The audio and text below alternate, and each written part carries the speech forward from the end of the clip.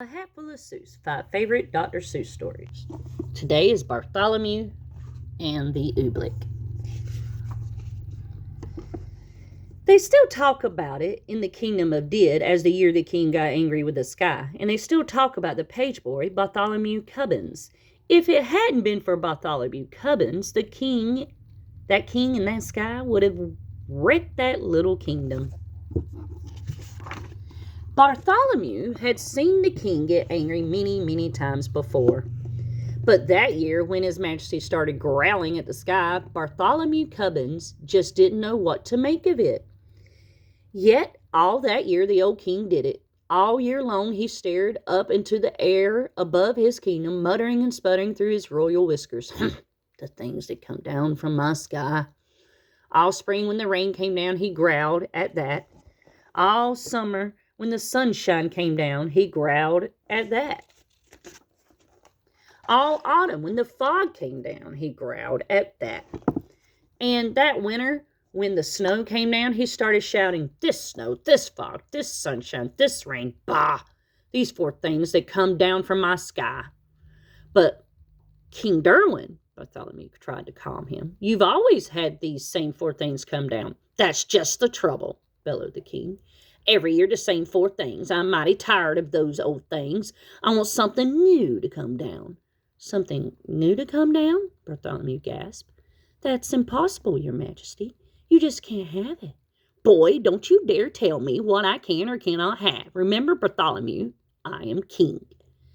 "I know, sire," said Bartholomew. "You rule all the land, and you rule all the people. But even kings can't rule the sky." "Can't, eh?" His Majesty flew into a terrible rage.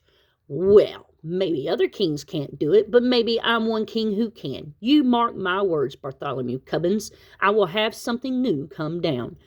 But how to get something new to come down? That was rather hard to think up, and for many days the old king stomped around trying to figure out some way to do it. Then finally, late one night, when all the lords and ladies of the palace were fast asleep, just as the king was buttoning his royal nightshirt, he suddenly stopped still. A strange wild light began to shine in his gray-green eyes. "Why, of course," he began laughing. "They could do it for me. Bartholomew Cubbins, blow my secret whistle. Quick, call my royal magicians." "Your magicians, Your Majesty?" Bartholomew shivered. "Oh, no, Your Majesty, don't call them." "You hold your tongue, Bartholomew Cubbins. You do as I command you. Blow my secret whistle." "Yes, sire," Bartholomew bowed. "But, Your Majesty, I still think that you may be very sorry." He took the king's secret whistle from its secret hook. He blew a long, low blast down the king's back secret stairway. And a moment later he heard them coming. Up from their musty hole beneath the dungeon, up the empty midnight tunnel to the royal bedchamber tower, came the magicians on their padded, shuffling feet. Up and right into the room they came chanting. "Shuffle, duffle, muzzle, muff, feasta, weasta, Mr. Cuff. We are men of groans and howls, mystic men who eat bold owls. Tell us what you wish, O king, our magic can do anything." "I wish," spoke the king, "to have you make something fall from my skies that no other kingdom has ever had before. What can you do? What will you make?" For a moment they stood thinking, blinking their creaky eyes. Then they spoke a word, one word. "Oobleck." "Oobleck?" asked the king. "What will it look like?" "Won't look like rain, won't look like snow, won't look like fog, that's all we know. We just can't tell you any more. We've never made oobleck before." They bowed, they started toward the door. "We go now to our secret cave on Mystic Mountain Nicotave. There all night long we'll work for you, and you'll have oobleck when we're through." "They'll do something crazy," whispered Bartholomew. "Call them back, Your Majesty. Stop them." "Stop them? Not for a ton of diamonds," chuckled the king. "Why, I'll be the mightiest man that ever lived. Just think of it. Tomorrow I'm going to have oobleck." It took Bartholomew a long time to get the excited king to sleep that night. But there was no sleep for Bartholomew, the page boy. All night long he stood in the king's window, staring out at the mystic mountain Nekatav. Somewhere up there, Bartholomew knew the magicians were working their terrible magic. All night the magicians did. All night they walked circles around their magic fire, making magic mumbling with their clucking tongues. Oh, snow and rain are not enough. Oh, we must make some brand new stuff, so feed the fire with wet moose hair. Burn an onion, burn a chair. Burn a whisker from your chin, and burn a lone sire lizard skin. Burn yellow twigs and burn red rust, and burn a stocking full of dust. Make magic smoke green thick and hot. It sure smells dreadful, does it not? That means the smoke is now just right. So quick before the day gets light. Go magic smoke, go high, go rise into the kingdom sky. Go make the oobleck tumble down on every street in every town. Go make the wondrous oobleck fall. Oh, braid down oobleck on us all. Dawn was just breaking, and Bartholomew was still standing, trembling, watching at the bedchamber window. But now, as the sun rose, Bartholomew smiled. Those silly magicians hadn't done a thing. Then suddenly Bartholomew Cubbins stopped smiling. Was he seeing things? No. There was something strange up there in the sky. At first it seemed like a little greenish cloud, just a wisp of greenish steam. But now it's coming lower, closer down toward the fields and farms and houses of the sleeping little kingdom. It was swirling around the topmost turrets of the palace. Tiny little greenish specks were shimmering in the air right over his head. Queer little greenish blobs, just about the size of grape seeds. He stretched out his hand. He started to catch one. Then he pulled his hand back. There was something frightening about those blobs. Bartholomew slammed the window shut. "Wake up, Your Majesty," he shouted. "Your oobleck, it's falling." The king sprang out of his royal bed sheets. "By my royal whiskers, it is!" he cried. "Oh, that beautiful oobleck, and it's mine, all mine." "I don't like the looks of those blobs, sire," said Bartholomew. "They're coming down now as big as greenish peanuts." "The bigger the better," laughed the king. "Oh, what a day. I'm going to make it a holiday. I want every man, woman, and child in my kingdom to go out and dance in my glorious oobleck." "Out in that stuff?" asked Bartholomew. "Do you really think it's safe, sire?" "Stop asking foolish questions," snapped the king. "Boy, you run to my royal bell tower. Wake my royal bell ringer. Tell him to ring the great holiday bell." For a moment, Bartholomew Cubbins didn't move. "Run!" barked the king. Bartholomew ran. Across the sleeping palace, Bartholomew ran. Then up the ladder of the high bell tower, he climbed to the bell ringer's little cubbyhole in the belfry. "Ring your bell," he called. "His Majesty the King proclaims today a holiday." The old man crawled out of his cot. He grabbed the bell rope. "What's the holiday for, Bartholomew?" "You'll find out soon enough," said Bartholomew. The bell ringer yanked the rope. Nothing happened. He yanked it harder. Still nothing happened. "Hey, what's wrong with my bell?" he murmured. "I better take a look inside." He poked his head out through the little trap door. "Merciful gracious," he gulped. "What is that all over my bell, like greenish molasses?"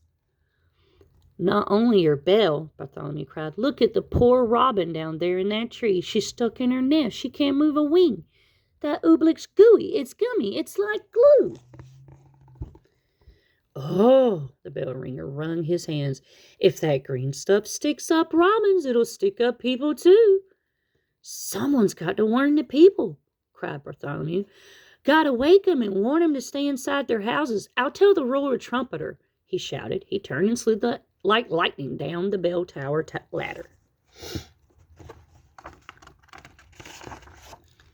To the trumpeter's tower raced Bartholomew Cubbins, and on up the steps 4 stairs at a time. As he ran, he could hear the plop, plop of the oobleck on the window panes. It was pelting against the palace walls as big as greenish cupcakes now.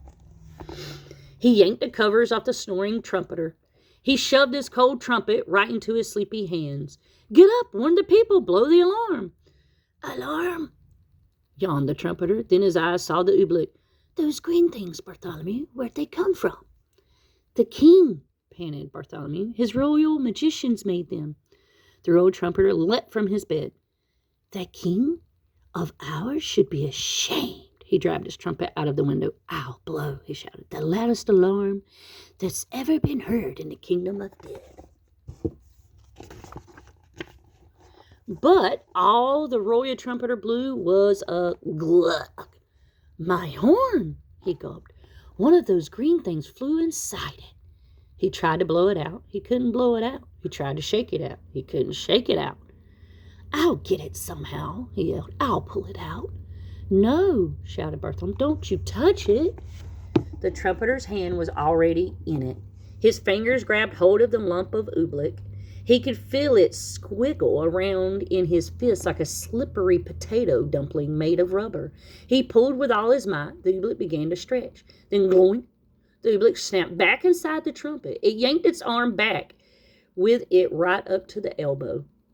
I can't wiggle a finger, the trumpeter wailed. Oh, Bartholomew, what do I do?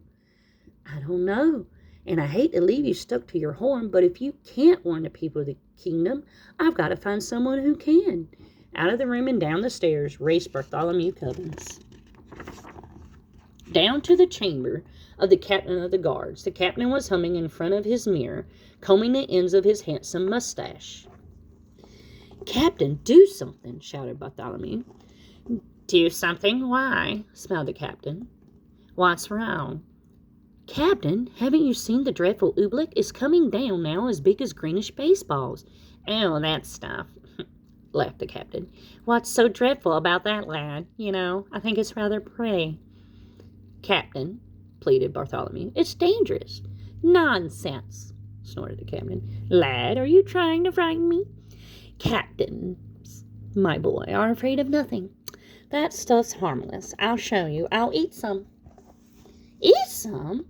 Gasped Bartholomew. Oh, no! But before Bartholomew could stop him, the captain was leaning out his window, scooping up some oobleck on the end of his sword.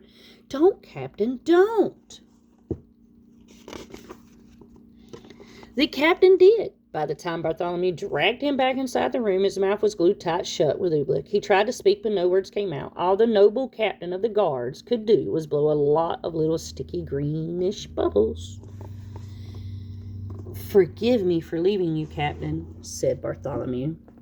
But a captain full of bubbles is no help at all. Bartholomew stretched the poor man out. He left him there on his chamber floor. Bartholomew went tearing through the zigzag palace hallways. I'll get the king's horse. I'll ride through the country. I'll warn the people of the kingdom myself. He pushed open the door that led out to the royal stables. Bartholomew stopped. He could go no farther. The awful oobleck was plumping down as big as greenish footballs now. Too late to warn the people of the kingdom. There were farmers in the fields getting stuck to hoes and plows. Goats were getting stuck to ducks. Geese were getting stuck to cows. Outside the palace, it was piling up. Great greenish tons of oobleck deeper and deeper on every roof in the land. There was nothing Bartholomew Cubbins could do out there. Shaking his head sadly, he stepped back inside. But inside, a moment later, it was just as bad as out. With an angry roar, the oobleck was suddenly hitting the palace harder. It was battering and spattering against the walls as big as greenish buckets full of gooey asparagus soup. Like a sinking sailboat, the whole palace was springing leaks. The oobleck was ripping the windows right off their hinges. It was dripping through the ceilings. It was rolling down the chimneys. It was coming in everywhere, even through the keyholes. From every bedroom in the palace came the howls of lords and ladies. Frightened in their nightgowns, they came jumping to their doors. Go back to your beds. Get under the blankets. Bartholomew Cubbins went crying through the halls, but nobody paid the slightest attention. Everyone in the palace started rushing madly about. The royal cook rushed down to the royal kitchen. Bartholomew Cubbins saw him trapped there, stuck to 3 stew pots, a teacup, and a cat.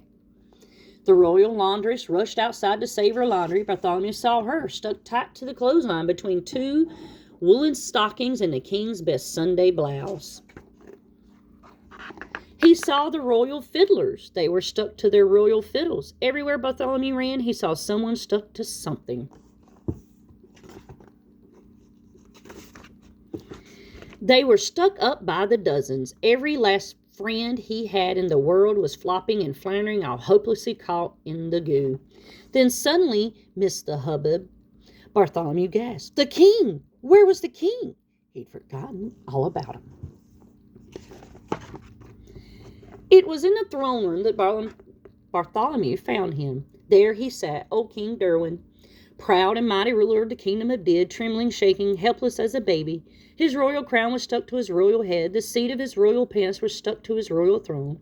Oobleck was dripping from his royal eyebrows. It was oozing into his royal ears. "Fetch my magicians, Bartholomew," he commanded. "Make them say some magic words. Make them stop the Oobleck falling." Bartholomew shrugged his shoulders. "I can't fetch them, your majesty. Their cave on Mountain Nictave is buried deep in Oobleck." "Then I must think of some magic words," groaned the king. Oh, what are those words my magicians say? Shuffle, duffle, muzzle, muff. That's all I can remember. They don't do any good. The Oobleck keeps on falling harder.